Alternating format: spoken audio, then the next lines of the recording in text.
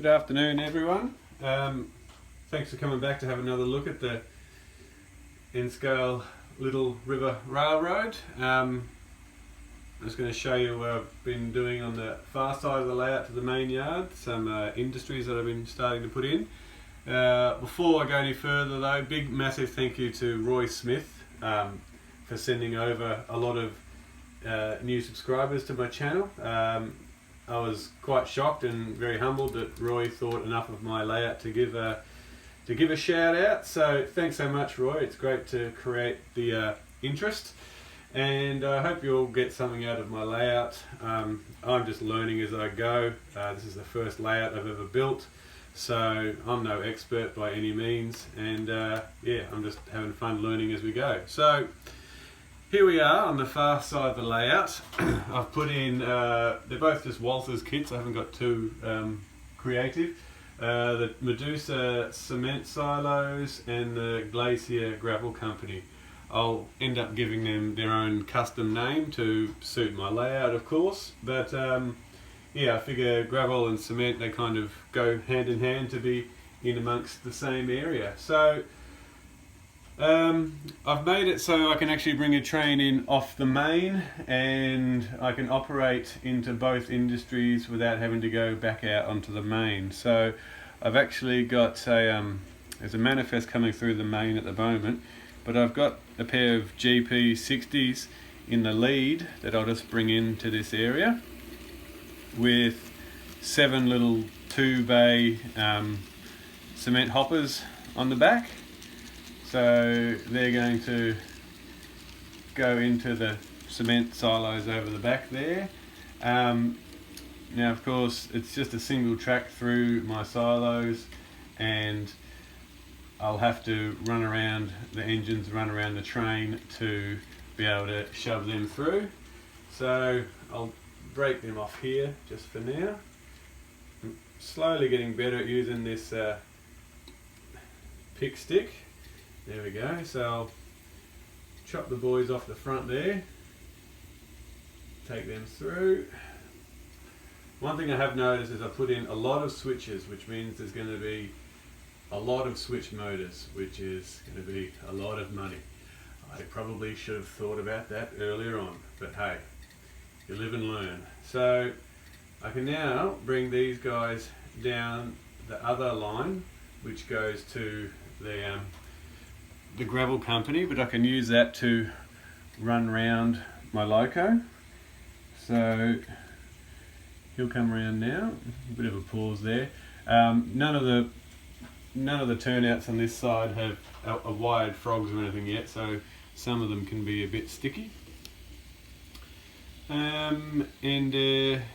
I'm pretty happy with how this side has come along. Having said that previously about the points, I've been wary of not just trying to put in track for the sake of putting in track and making things overly complex to get too clever. So I figure 2 little industries up that end of this side, and then behind the camera here where you can't see, there is also what I can use as a lead for my industries. But I'll also have that as a little loading platform at the end, just for some local goods to be dropped off and picked up and things like that as well. So I can, and I'm not doing all of this to speed at the moment, which some of you might be tearing your hair out, but I'm sort of just doing this just to demonstrate, I guess, what I've got going on. And you'll also see the other line coming in from the left hand side of the screen there. I saw this feature on a local line here in Melbourne, out near Kilmore, a similar idea where the train actually cut over, because I think I had to cross over some different gauge tracks, because we have the broad and the standard gauge here in Victoria. But yeah, I love it how I've got it cutting over the 2 mains, so to speak, and then into the siding. And you can use that for the industries, or it can then just go straight back out onto the main as well. So I like it. Some of you might think it's a bit strange, but every little railroad has their quirks, I guess. So speaking of which, just had a bit of a sit there, wakey wakey. So now I can bring him back out. You know, of course, during an operating session, I'd run it to a timetable, or, you know, more prototypical, give it time to load and unload and all that sort of stuff, but for the sake of this demonstration.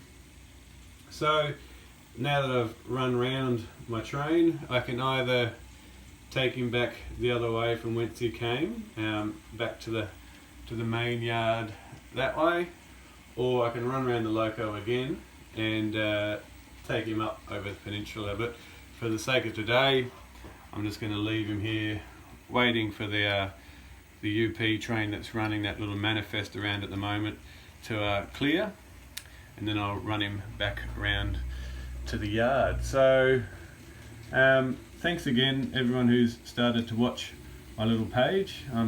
Yeah, like I said, I'm quite humbled by it. I hope you like what I'm doing. I'm sure there's stuff that I'm doing that's not prototypical, as people like to say, but at the end of the day, it's my railroad, so I'll do what I want to do. But yeah, thanks so much for watching, and if this little guy wants to wake up, I'll send him on his way. There he goes. And yeah, so that's what I've got going on the far side of the layout. So I'll post another update at some stage. Thanks.